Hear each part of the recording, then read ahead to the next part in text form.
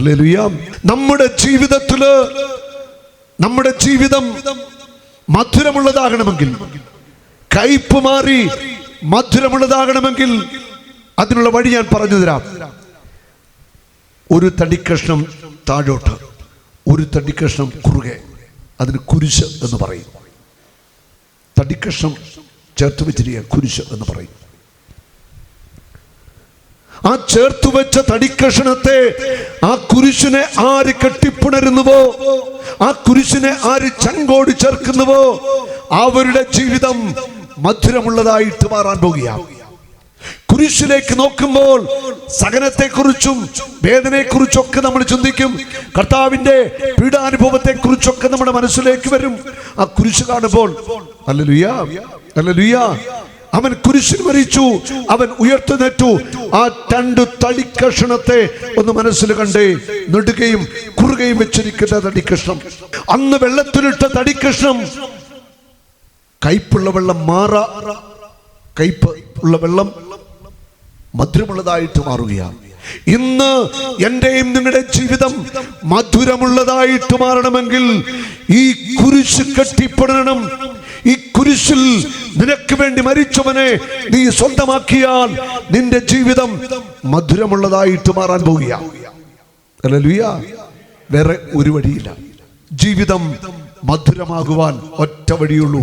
ഈ കുരിശിനെ നീ ചങ്കോട് ചേർക്കുക, കുരിശിൽ മരിച്ചവനെ ഹൃദയത്തിൽ സ്വന്തമാക്കുക. കഴിഞ്ഞ ദിവസത്തെ കാര്യം ഞാൻ പറഞ്ഞു. 5 ആത്മഹത്യക്ക് ശ്രമിക്കുന്നില്ല. എന്നൊരു ചേട്ടൻ വന്നു. ആ ചേട്ടൻ്റെ കയ്യിൽ ഒരു തുണി സഞ്ചി, വലിയ സഞ്ചിയുണ്ട്. ഒരു പാവ മനുഷ്യൻ എന്നെ എടുക്കാൻ വന്നു. ഞാൻ ചോദിച്ചു പേരെന്താ? പേര് പറഞ്ഞു ജോസഫ്. ഞാൻ ചോദിച്ചു ചേട്ടൻ എന്താ വിഷമം? അദ്ദേഹം പറയുകയാണ്, അദ്ദേഹത്തിൻ്റെ സഹോദരങ്ങളൊക്കെ സാമ്പത്തികമായിട്ടുണ്ട്. 2 ചേട്ടന്മാർ, അവര് കോളേജിൽ ജോലി ചെയ്യുന്നു. പെങ്ങന്മാരൊക്കെ നല്ല നിലയിലാണ്. പക്ഷെ ഇദ്ദേഹത്തിൻ്റെ കുടുംബം തകർന്നു പോയി. അദ്ദേഹം ഒരു സ്ത്രീയെ കല്യാണം കഴിച്ചു. ഒരു ഹിന്ദു ബായികനുള്ള സ്ത്രീയാണ്, പിന്നെ ക്രിസ്ത്യാനി ആയതാണ്. പക്ഷെ അവരിപ്പോഴും ആ പഴയ വിശ്വാസത്തിന് തലങ്ങളിലാണ്. 2 പെൺമക്കളുണ്ടായി. ഇദ്ദേഹത്തിന് എന്തൊക്കെ ജോലി ഉണ്ടായിരുന്നു. പക്ഷേ എവിടെ തൊട്ടാലും തകർച്ചയും പരാജയങ്ങളും. ആ ചേട്ടൻ പറയുക, ഞാൻ ഏത് കാര്യത്തിനിറങ്ങിയാലും എൻ്റെ ഭാര്യ പറയും താൻ മുടിഞ്ഞു പോകത്തേ ഉള്ളൂ. 2 പെൺമക്കളുണ്ട്. 2 മക്കളെ കല്യാണം കഴിപ്പിച്ചയച്ചു. ഏറ്റവും സങ്കടം, ഈ 2 മക്കളും 2 മരുമക്കളും, 2 പെൺമക്കൾക്കും കൊച്ചു കുട്ടികളാണ്. ഒരു മരുമകൻ വാഹനാപകടത്തിൽ മരിച്ചു. മറ്റൊരു മരുമകൻ ഫാക്ടറി ജോലിയാണ്. അതിനിടയ്ക്ക് എന്തോ പോയി ഞെരുങ്ങി മരിച്ചു. മെഷീൻ ഞെരുങ്ങി മരിച്ചു. 2 ആൺമക്കൾ എന്നാൽ പെൺമക്കളുടെ ഭർത്താക്കന്മാർ മരിച്ചു. ആ 2 പെൺമക്കളും ഇപ്പോൾ വീട്ടിലുണ്ട്, ഭാര്യയുണ്ട്, അവിടെ കുഞ്ഞുങ്ങളുണ്ട്. ആ മനുഷ്യൻ പറയാ, ബ്രദറെ ജീവിതം മടുത്തു, സഹോദരങ്ങൾക്ക് ആർക്കും എന്നെ വേണ്ട. അവരുടെ വീട്ടിൽ നിന്ന് ചെല്ലാനൊക്കെയില്ല. അവര് വെളി വെച്ച് കണ്ടാൽ പോലും മൈൻഡ് ചെയ്യത്തില്ല സഹോദരങ്ങൾ. വീട്ടിലെ ഭാര്യ ഇതാ അവസ്ഥ. അന്യ ദൈവങ്ങളെ ആരാധിക്കുന്ന ഒരു സ്വഭാവം എൻ്റെ ഭാര്യയ്ക്ക്. കുടുംബത്തിന് സമാധാനമില്ല. പെൺമക്കളുടെ ഭർത്താക്കന്മാർ 2 മരിച്ചുപോയി. ചെറുപ്പക്കാർ പിള്ളേരായിരുന്നു. 28-30 വയസ്സുള്ള പിള്ളേരാ മരിച്ചുപോയത്. അവര് 2 പെൺമക്കൾ, അവരുടെ കുഞ്ഞുങ്ങൾ വീട്ടിലുണ്ട്. ഞാൻ എന്തു ചെയ്യും? വരുമാന മാർഗങ്ങളൊന്നുമില്ല. ജീവിതം മടുത്തു. ഞാൻ ആത്മഹത്യ ചെയ്യാനായിട്ട് തീരുമാനിച്ചിരിക്കുക. മടുത്തു, ഭാര്യയെ കൊണ്ട് മടുത്തു. ഇതാണ് ദുരിതം, കഷ്ടത. ജീവിതം അവസാനിപ്പിക്കാണ് തീരുമാനത്തിലാണ്. ജോസഫ് എന്ന ചേട്ടൻ എൻ്റെ അടുക്കുന്ന കരയ. സത്യം പറയാലോ, ചങ്കിലേക്ക് കുത്തിക്കേറുന്ന ഒരു അനുഭവമായിരുന്നു. ഞാൻ ചേട്ടനെ ആശ്വസിപ്പിച്ചു. ഞാൻ പറഞ്ഞു, അങ്ങനെ ചിന്തിക്കരുത്, ദൈവം വഴി തുറക്കും, ആശ്വാസമെല്ലാം പറഞ്ഞ് ഞാൻ മനുഷ്യന് വേണ്ടി പ്രാർത്ഥിച്ചു. എന്തെങ്കിലും വഴിയിൽ ദൈവം തുറക്കും. അദ്ദേഹം പറയുന്നു, എനിക്ക് താങ്ങാനാവാത്തതിന്റെ അപ്പുറം വേദനയാ. എന്റെ പെൺകുഞ്ഞുങ്ങളുടെ മുഖത്ത് നോക്കുമ്പോൾ, അവരുടെ കുഞ്ഞുങ്ങളുടെ മുഖത്ത് നോക്കുമ്പോൾ എനിക്ക് പറ്റുന്നില്ല. ഒന്നിന് പിറകെ ഒന്നായിട്ട് ദുരിതങ്ങളും കഷ്ടതകളും വേട്ടയാടുകയാ. ഹല്ലേലൂയ. ഒരപ്പന്റെ സങ്കടവിധ. സാധാരണ ഇവിടെ അപ്പന്മാരൊക്കെ ഇരിപ്പുണ്ട്, അമ്മമാരിപ്പുണ്ട്. അമ്മമാർ പെട്ടെന്ന് കരയും. മക്കളുടെ ഒരു വിഷമം അല്ല ഒരു കാര്യം വന്നാൽ അമ്മമാർ ആദ്യമേ കരയും. പക്ഷെ അപ്പന്മാരങ്ങനെ കരയത്തില്ല. ഭാര്യയുടെ മുന്നിലും മക്കളുടെ മുന്നിൽ വെച്ച് അപ്പന്മാരങ്ങനെ കരയത്തില്ല. പക്ഷേ ചങ്കിനകത്ത് മുഴുവൻ വിങ്ങിപ്പൊട്ടുന്ന വിഷമായിരിക്കും. എന്നിട്ടോ ഒറ്റയ്ക്ക് എവിടെങ്കിലും ഇന്ന് കരയുന്ന അപ്പൻ. അങ്ങനെ ഒരു അപ്പനുണ്ട്. ഇത് ഈ അപ്പൻ ധ്യാനത്തിന് വന്നിട്ട് എൻ്റെ അടുക്കൽ നിന്ന് കരയുക. മക്കളെയും കുടുംബത്തെയും ഓർത്ത് ബ്രദറെ, ഭാര്യ എങ്ങനെയാ, ഒന്നിനും ഒരു സമാധാനമില്ല. ഹല്ലേലൂയ. ഞാൻ ഈ പറയുന്നത് ജീവിതത്തിൻ്റെ പച്ചയായ അനുഭവങ്ങളാണ്. ഞാനിങ്ങനെ മനുഷ്യൻ്റെ സങ്കടവും വേദന കേട്ട് ചിലപ്പോൾ നമുക്കെന്നെ ഒത്തിരി വിഷമം തോന്നും. എത്രയോ പേരുടെ സങ്കടങ്ങളും കണ്ണുനീരും വേദനകളും ഒക്കെ കേൾക്കുന്നത്. Praise the Lord.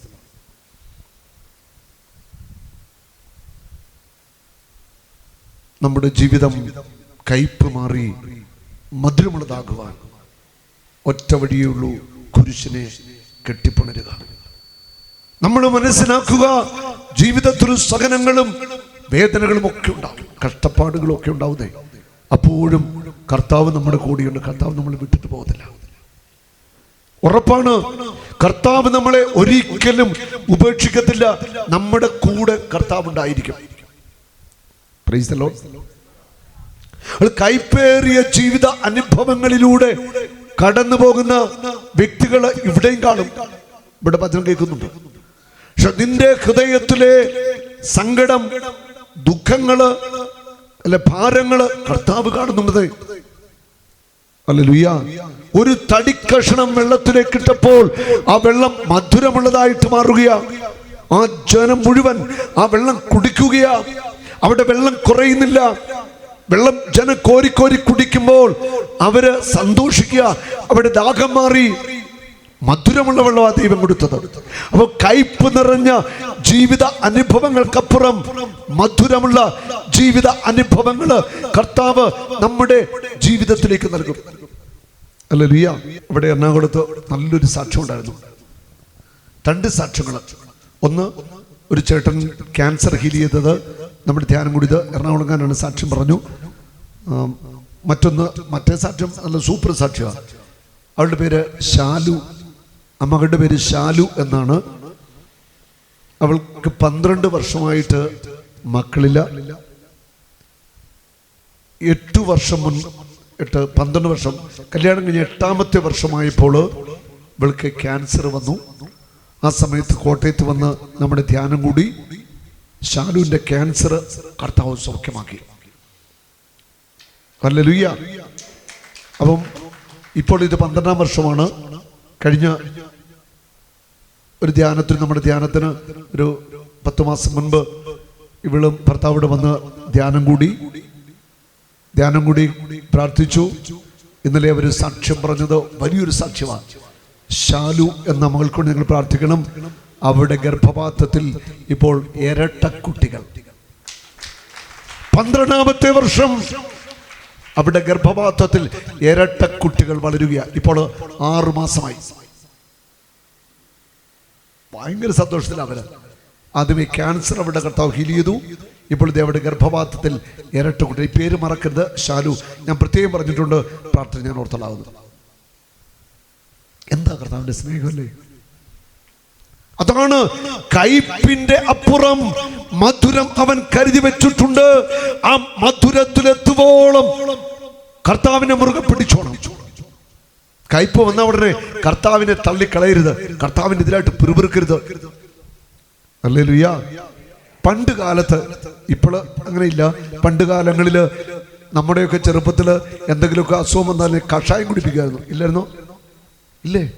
ആ കഷായം അപ്പനുമൊക്കെ നിർബന്ധിച്ച് കഷായം, ഈ കയ്പുള്ള മരുന്നൊക്കെ നിർബന്ധിച്ച് കുടിപ്പിക്കുമായിരുന്നു. ഞാൻ അനുഭവിച്ചിട്ടുണ്ട്. അങ്ങനെ അനുഭവിച്ചിട്ടുണ്ടോ? എന്ന് കൈവീശി കാണിച്ച്. അപ്പൊ ഈ കഷായം, ഈ കയ്പുള്ള ഈ മരുന്നെല്ലാം കൂടെ നമ്മൾ എന്തിനാ മാതാപിതാക്കന്മാർ നിർബന്ധിച്ച് കുടിപ്പിച്ച്? നമ്മുടെ രോഗം മാറാനാ. അന്നേരം ഭയങ്കര കയ്പായിരുന്നു. 3-4 ദിവസം നിർബന്ധിച്ച് കയ്പ് മരുന്നൊക്കെ കുടിപ്പിച്ചു. ഞാൻ ഓർക്കുന്നില്ല, കയ്പ് മരുന്ന് കുടിപ്പിച്ചിട്ട് പഞ്ചസാര കഴിക്കാത്തിട്ട് വരും. ശരിയല്ലേ? ഞാൻ നോക്കുന്നുണ്ട്, മമ്മി ഇങ്ങനെ കയ്യിൽ പഞ്ചസാര തിന്നും കയ്പ് വരട്ടെ. നമ്മുടെ ജീവിതത്തില് കയ്പിന്റെ അപ്പുറം ഒരു മധുരമുണ്ട്. കുരിശിനെ നിങ്ങൾ സ്നേഹിക്കണം. കുരിശിൽ മരിച്ചവനെ നിങ്ങൾ സ്നേഹിക്കണം. കുരിശിൽ ഉയർത്തപ്പെട്ടവനെ നിങ്ങൾ ആരാധിക്കണം. ഹല്ലേലൂയ. എങ്കിലേ ജീവിതം മധുരമുള്ളതായിട്ട് മാറത്തുള്ളൂ. Hallelujah, hallelujah. വീണ്ടും വചനത്തില് നമ്മൾ കാണുകയാണ്, അവര് വെള്ളം കുടിച്ചു, അവർക്ക് വലിയ സന്തോഷമായി, നല്ല മധുരമുള്ള വെള്ളം. അവിടെ വെച്ച് അവിടുന്ന് അവർക്ക് ഒരു ദീപം നൽകി. അവിടുന്ന് അവരെ പരീക്ഷിച്ചു. അവിടുന്ന് അരുളി ചെയ്തു, നീ നിന്റെ ദൈവമായ കർത്താവിന്റെ സ്വരം ശ്രദ്ധാപൂർവം ശ്രവിക്കുകയും അവിടുത്തെ ദൃഷ്ടിയിൽ ശരിയായത് പ്രവർത്തിക്കുകയും അവിടുത്തെ കൽപ്പനകൾ അനുസരിക്കുകയും ചട്ടങ്ങൾ പാലിക്കുകയും ചെയ്താൽ ഞാൻ ഈജിപ്തുകാരുടെ മേൽ വരുത്തിയ മഹാമാരികളിലൊന്നും നിന്റെ മേൽ വരുത്തുകയില്ല. ഞാൻ നിന്നെ സുഖപ്പെടുത്തുന്ന കർത്താവാകുന്നു. എന്റെ നിയമങ്ങളും ചട്ടങ്ങളും പ്രമാണങ്ങളും നീ പാലിച്ചാൽ ഈജിപ്തുകാരുടെ മേൽ വരുത്തിയ ഒരനർത്ഥങ്ങളും നിന്റെ മേൽ ഞാൻ വരുത്തുകയില്ല. ഞാൻ നിന്നെ സുഖപ്പെടുത്തുന്ന കർത്താവാണ്. ഹല്ലേലൂയ. അവന്റെ മുറിവിൽ നമുക്കായിട്ട് സൗഖ്യം അവൻ ഒളിപ്പിച്ചു വെച്ചിട്ടുണ്ട്. ലൂക്കാസ് സുവിശേഷം 9-ാം അധ്യായത്തില് 44-45 വചനങ്ങൾ. ആ വചനം ഒന്ന് ശ്രദ്ധയോടെ കേട്ടുകൊള്ളുക. അവന്റെ പ്രവൃത്തികളെ കുറിച്ച് എല്ലാവരും വിസ്മയിക്കവേ, യേശുവിന്റെ പ്രവൃത്തികൾ കണ്ട് എല്ലാവരും വിശ്വസിച്ചു. നമ്മൾ ബൈബിൾ വായിക്കുന്നുണ്ട്, ചില പറയുന്നുണ്ട് ഇവനാ അച്ഛൻ്റെ മകനല്ലേ, മറിയമല്ലേ ഇവന്റെ അമ്മ, ഇവന് ഈ ജ്ഞാനവും ശക്തിയൊക്കെ എവിടെ നിന്ന് കിട്ടിയെന്നൊക്കെ ചോദിക്കുന്നുണ്ട്. അവിടെ എല്ലാവരും വിസ്മയിക്കുക. അവന്റെ പ്രവൃത്തികൾ കണ്ട് എല്ലാവരും വിസ്മയിക്കവേ അവൻ ശിഷ്യരോട് പറഞ്ഞു, യേശു ശിഷ്യരോട് പറഞ്ഞു, ഈ വചനങ്ങൾ നിങ്ങളിൽ ആഴത്തിൽ പതിയട്ടെ. ഈ വചനങ്ങൾ നിങ്ങളിൽ ആഴത്തിൽ പതിയട്ടെ. യേശു പറഞ്ഞ വചനമായത് കേട്ടോ. ഈ വചനങ്ങൾ നിങ്ങളുടെ ഹൃദയത്തിൽ ആഴത്തിൽ പതിയട്ടെ. വേറെ ബൈബിളിൽ ഒരിടത്തും ഇങ്ങനെ വചനം ഞാൻ കണ്ടിട്ടില്ല. ഇവിടെ യേശു പറയുക, ഈ വചനങ്ങൾ ഞങ്ങളുടെ ഹൃദയത്തിൽ ആഴത്തിൽ പതിയട്ടെ. ആഴത്തിൽ ഈ വചനം ഞങ്ങളുടെ ഹൃദയത്തിൽ പതിയട്ടെ എന്ന് പറഞ്ഞിട്ട് യേശു പറയുകയാണ്, മനുഷ്യപുത്രൻ മനുഷ്യരുടെ കൈകളിൽ ഏൽപ്പിക്കപ്പെടാൻ പോകുന്നു. അവർക്ക് ഈ വചനം മനസ്സിലാക്കാൻ സാധിച്ചില്ല. മനുഷ്യപുത്രൻ മനുഷ്യരുടെ കരങ്ങളിൽ ഏൽപ്പിക്കപ്പെടാൻ പോകുകയാണ്. അതവർക്ക് മനസ്സിലാക്കാൻ സാധിച്ചില്ല. ഈ വചനം അവർക്ക് മനസ്സിലാക്കാൻ കഴിഞ്ഞില്ല. അവർക്ക് അത് അത്ര നിഗൂഢമായിരുന്നു. ഉണ്ടോ? അത് അത്ര നിഗൂഢമായിരുന്നു. അതവർക്ക് മനസ്സിലാക്കാൻ കഴിഞ്ഞില്ല. അതേപ്പറ്റി അവനോട് ചോദിക്കാൻ അവർ ഭയപ്പെട്ടു. അവിടെ ഈ 2 വചനങ്ങൾ എന്നെ സ്പർശിച്ചു. ഈ വചനങ്ങൾ നിങ്ങളുടെ ഹൃദയത്തിൽ ആഴമായിട്ട് പതിയണം. എന്നിട്ട് ഞാൻ പീഡാസനത്തിലേക്ക് പോവുകയാണ്. അത് നിഗൂഢമായിരുന്നു, അവർക്ക് മനസ്സിലായില്ല. അത് നമ്മുടെ ഹൃദയത്തില് ആഴത്തിൽ പതിയണം. എന്താണ് പതിയേണ്ടത്? യേശു പറയുക, ഞാൻ ജെറുസലേമിലേക്ക് പോകും. ഫരീസന്മാര്, ജനപ്രമാണികള്, പുരോഹിതന്മാർ ചേർന്ന് എന്നെ പിടികൂടും. എന്നിട്ടോ അവർ എന്നെ പീഡിപ്പിക്കും, അവരെന്നെ കുരിശിൽ തറയ്ക്കും, ഞാൻ വധിക്കപ്പെടും, 3-ാം ദിവസം ഉയർത്തി നിൽക്കും. മർക്കോസിന്റെ സുവിശേഷത്തിൽ പീഡാസഹനത്തെ കുറിച്ചുള്ള പ്രവചനമാണ്. പീഡാസഹനത്തിന്റെ വഴികളിലൂടെ കർത്താവായ യേശു ക്രിസ്തു കടന്നു പോകുക.